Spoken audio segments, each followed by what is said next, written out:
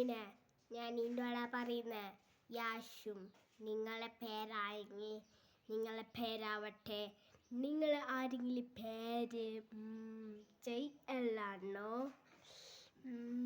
ജസ്റ്റനാണോ?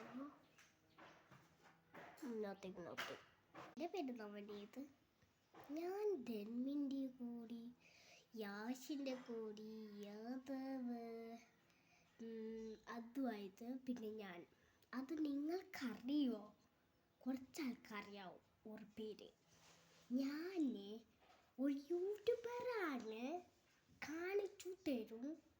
അത് നിങ്ങൾക്ക് ഇഷ്ടമായൊന്നും ഞാൻ കാണിച്ചു തരാം. ഹലോ.